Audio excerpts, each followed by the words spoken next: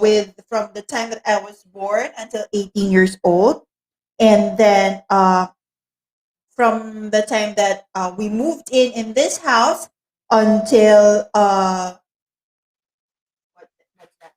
Until I graduated from college, and then that all there was also this yesterday I talked about my experiences with my first my first jobs, and also freelancing in events, and also getting into uh going abroad, and also getting into what you call this, the tarot reading and tarot cards. Yes. All right.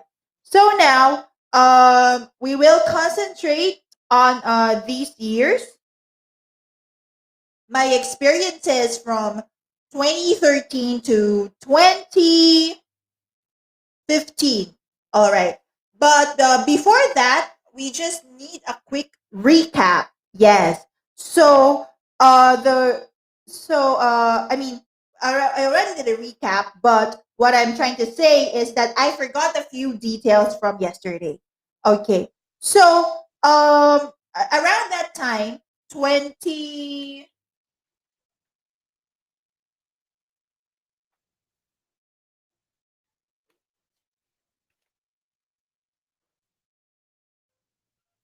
So yes, around that time, 2009 to 2012, I was asked actually to guest in an episode of The Third Eye, in or about The Third Eye rather, in a GMA public affairs show called I Wonder. Okay. So I talked about my grandfather, Lolo Leo, and that how I experienced his presence even long after he died, and just wanting to show me that how he really died and stuff, and messages from beyond. Yeah, but actually, what was shown, or what was said in the episode, is that my lolo wants already to get me with him, and that's really entirely not true. So everyone who knew me, who was able to watch that, would approach me like, "Oh my gosh, your Lola wants to get you," and like, "Oh my gosh, that's so not true." And that is why media makes the common Filipino people so stupid. So sorry for that, but that's the real. That's a straight out comment, right, man? And also, I forgot to mention yesterday that I actually had an accident, or met an accident around 2012, because I remember there's this guy that I met also towards the end of that year, um, because of work. Yes, I because there was a time that I again tried my luck in a call center, but that was in Makati. Yes, so I would so there was this guy that who is somewhat spiritual as well, but I could right now I'm gonna say it, that I could really feel some very low vibrations from him. But you know what, guys, when you are young, and you you imbibe that, but somehow that a person that you're with seems to be cool, like, yeah, he's playing the guitar, and he actually was part of my band, and with along with the other members, and we were supposed to be a e-performance band or something. I forgot the name, but yeah. All right, so that guy was I don't know if he's really affected that I did pursue uh my career there, but it's just that it's the energy there was just so low already, that they do know that I was also doing tarot cards, but and they would exhaust my energy. Yeah, I just want to be kind, I just want to be friendly, but I guess it was way too much, that they're not paying me. Hello, I mean, tarot reading is career. And there you are trying to exhaust my energy. And hello, we still have a shift going on. Like we're all our night shifters, even graveyard, and that's what you're gonna do to me. How rude. Right? So yeah. And there was this time that I really wanted to talk to the guy because the guy seemed very much, what you call this, shocked, or I'm not even sure if he's mad, but he did want me to go. Yeah. So I tried to catch his what you call this, his shift, even though I'm no longer there. But he actually did he actually looked away.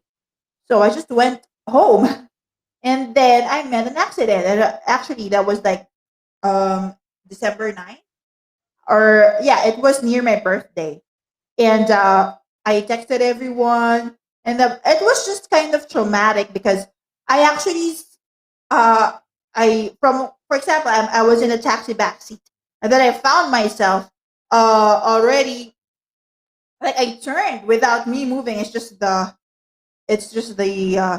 the impact of the accident, and then my phone even went on the front seat, the floor of the front seat, and I saw the driver have blood on his head. And that's actually I where I got my around my right, that there's this part of me that's somehow limping. Yeah, but not my knee yet. But yeah, that's where I met the accident. And now at home, I texted everyone that, oh my gosh, I had an accident, something like that. And one of those who what you call this, who replied back was Mark. Yeah, Mark Dungo, and he was so worried as if he cares. Yeah, but for the benefit of the doubt, I was a birthday girl that time, so yeah, let me think that he does care. Okay, fine. So now moving on once again. Here we go now to the real episode for today, part 4.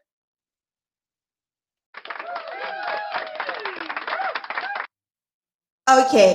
So yesterday I actually left you with a cliffhanger, right? That I told you that there's going to be this guy who's going to be um very much, what you call this? Very much involved with me up until, let's say, 2017. But it started that year. He was already making waves around 2012, but I was too busy with life or with what was going on that time. But we actually got together 2013, or that's when I formally met him. I'm talking about Miguel Masigan. Okay. So let me tell you that Miguel Masigan, I've already seen him in the gym, and the past year, and that sometimes I see him with a girlfriend, sometimes I don't, as if I care, because I've got a lot of things to worry about that time. But there was a time that I really there was no chance for me, but like I really need to get to talk to him because he's using a machine that I'm using. And I was just asked how many sets, and then, oh my gosh, he's very American looking, but actually he could speak straight Tagalog or Filipino. Yeah. So that's how it started off. And then I remember that also there was this was I was trying to get close to him. There was this this what you call this? Like, it's like a casting, yeah, for a um Johnny Walker ad, something like that. And I was able to mention it to him, but actually it was a bluff. And I was so sorry that, I, I thought I might lose his trust. Yeah, but he said all is good. So yeah, we did it from there. And then that was also the timing for me to really get to know him also did come because I needed a leading man for my music video Naro Saranghe. At that time I was managing a girl group which is M3G, M3G, yeah, a K pop group. So, yeah, basically he did this his role, although eventually it ended up that I was a leading lady. But anyway, it was cool working with him, no problem at all. And although there were kind of, let me say, struggles, because that was supposed to be Scene and Slimmer's World event that I was a media partner of, but as Playas Production already. And but there was this uh the producer of that song claimed that he owns it, and it sort of looked like I stole it. That's why it didn't happen. And of course, I got mad. So I actually told everyone that I gathered around to join the event that the event is a fox or something like that. And of course, the event did turn out to be a flop, and they didn't have an event after that. Yes. And so I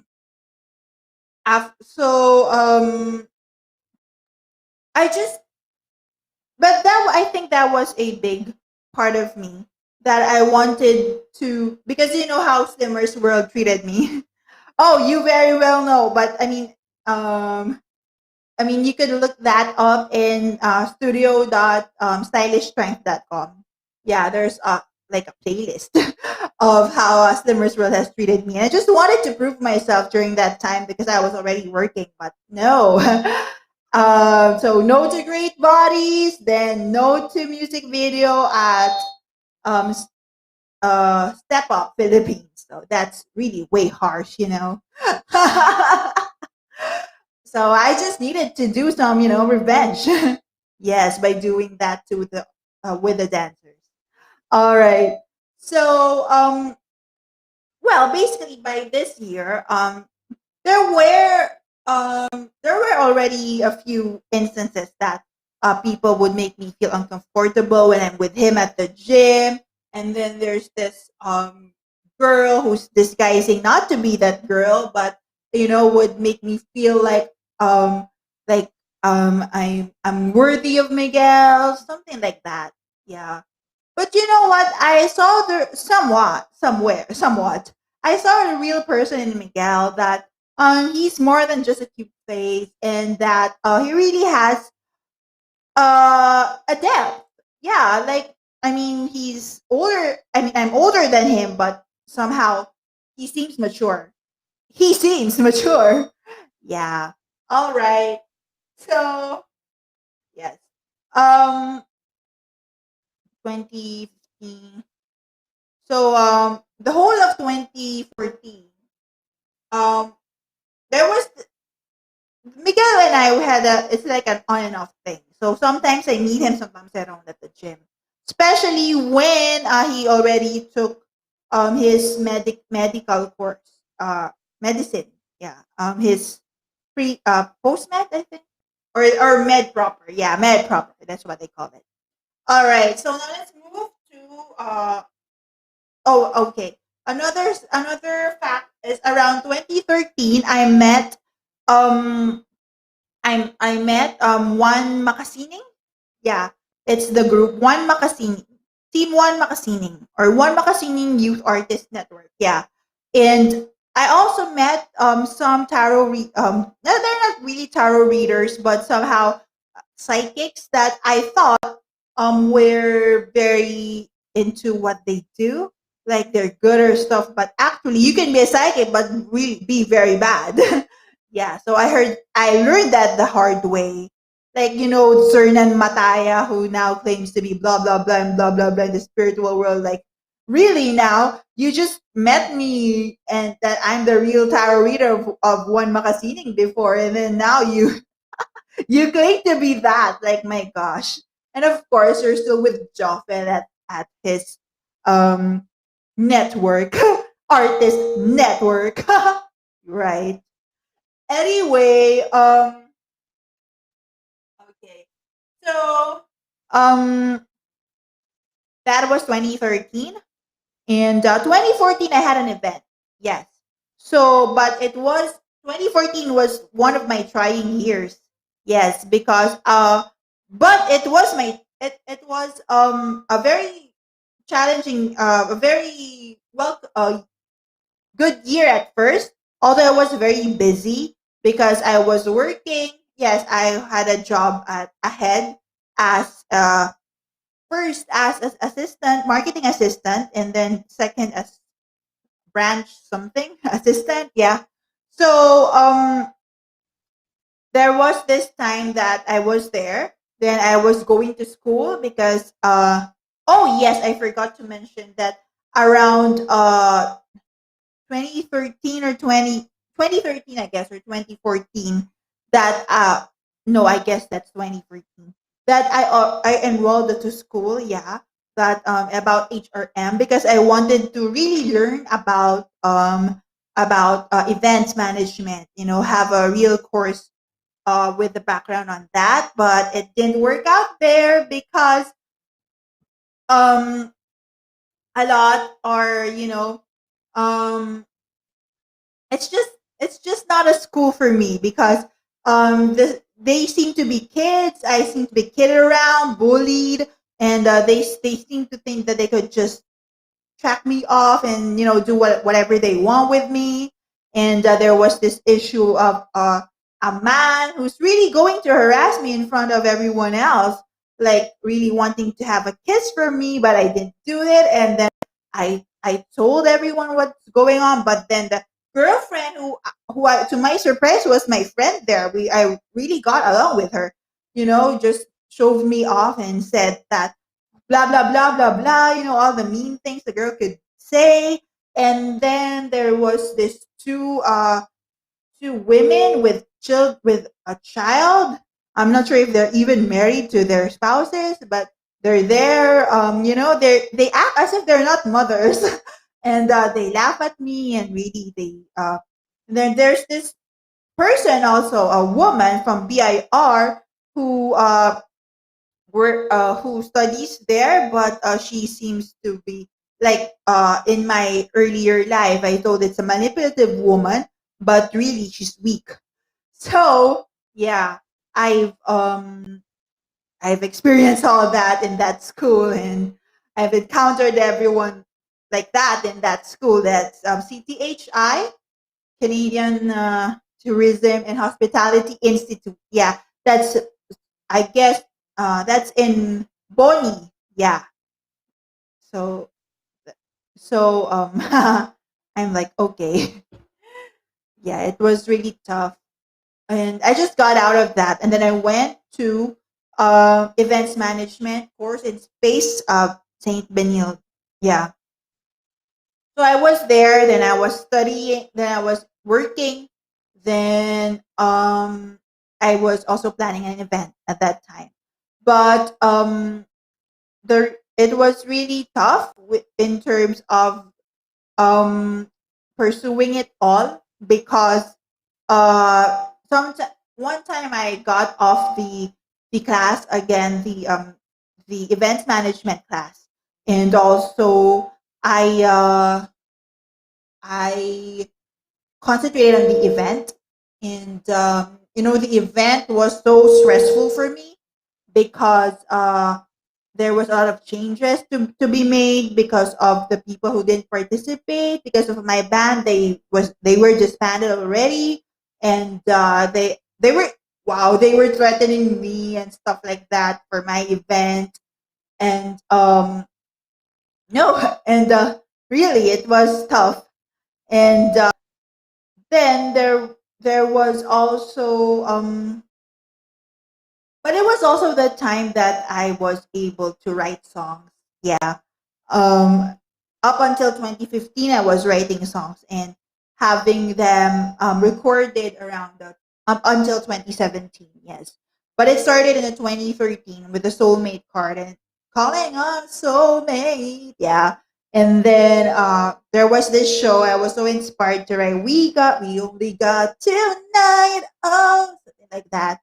And then in the latter year, because that not everything is a good thing to write, or not every song is a good song to write. So It's not always that upbeat song, happy song.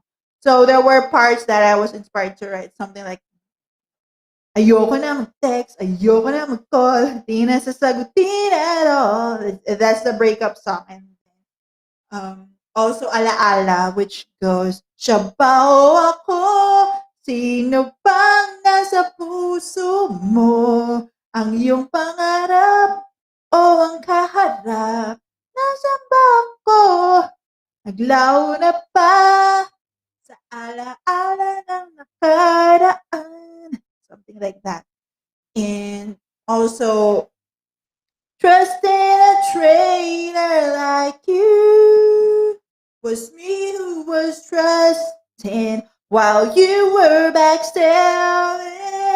So much for trusting a traitor. That's you. There.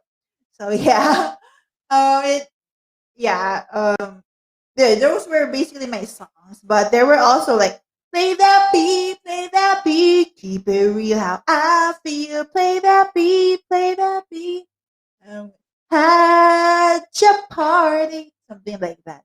Yeah, so that was supposedly for the event, but it did push through already. And so, all right, those were my songs. Yeah, um, some of them were published, some of them were not, and there are actually still unarranged songs. So yeah, with my situation right now that it's pandemic and also I need to strengthen my carpal tunnel, so before I can write a song again, publish. So yeah, but basically even if these times were the trying times, somehow I was able to creativity was open to me. Yeah, and I was able to write those do collaborations on those songs. All right, so yeah, 2014. Because my event was around, I guess it was a Halloween special, so it was October 31, and then it was a dance event. And but basically towards the end of that year it was very stressful because um I was betrayed yeah, by everyone. And I was harassed, by my best friend. And it seemed like he did it like it was some normal thing to do. Yeah. And I was just so tired, and I feel so low that I couldn't react. But I know the vibrations are very low during those times. And yeah, basically it was a rough year towards the end, and also in from the start of 2015 I was still fighting with those people who what you call this, who betrayed me. Yeah, my best friend, and then the girl that Ace Gadya, and then the girl who he referred, Jen Lidian Sui, then John Philip Cuestas, who was a bit of my crush, but they went overboard with it to scare the kid. And yeah, to make me seem again a bad girl, but I'm not the one who got pregnant and committed abortion. Right, Zenly? All right. So by 2015, I you know what, you wanted to learn to get back to those who wronged you just because you didn't know what they do. So that was like my intention when I went to Center for Pop. And wow, I heard a lot of things about Zenly Diansui from there, because she said she's from there before she went to Voices. And Voices, and then to Pen. Yeah, Pen Production. So I went there, and then and and then I was trying my very best to learn how to sing. but it's just that I my throat chakra was very much pent up, that I think I couldn't, if I couldn't speak the truth, so more to sing, right? And I was laughed at, and so blah blah blah. Yeah. So that was the thing right there. And then of course I didn't pass. But what happened was I got back to events, and then I had an event at the end of 2015. Mm-hmm. And it was a benefit show for for a baby. Who's the baby? I forgot. Jo- Yona. Yohan. Yeah, Yohan was the name of the baby. Johan. And then yeah, and he's got biliary atresia. So that was the event. Once again, you know what, guys? The you try to be positive and everything, but somehow when you're at the event, you feel that the energies are low. So it's like everyone in there, except for my mom, maybe, have low energies. Yes, low vibration. Mm-hmm. All right. So, um, again, so actually, I what at that the event actually launched my four member boy group.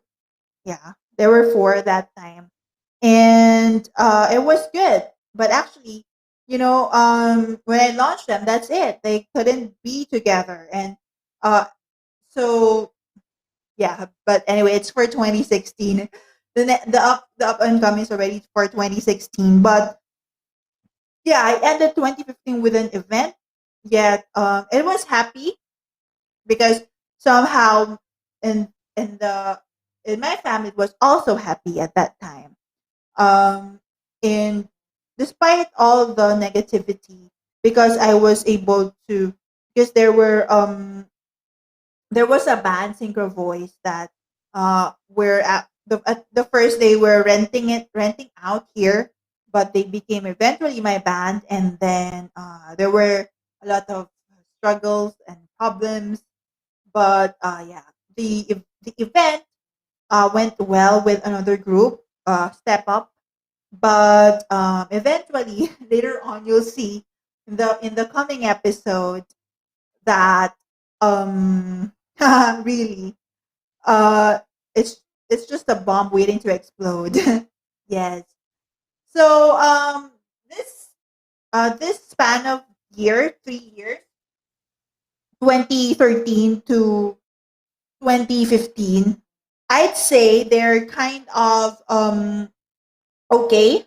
Yeah, they were. It's an okay year, but I was kind of dismissing the clues that I'm up ahead for years that are not so good.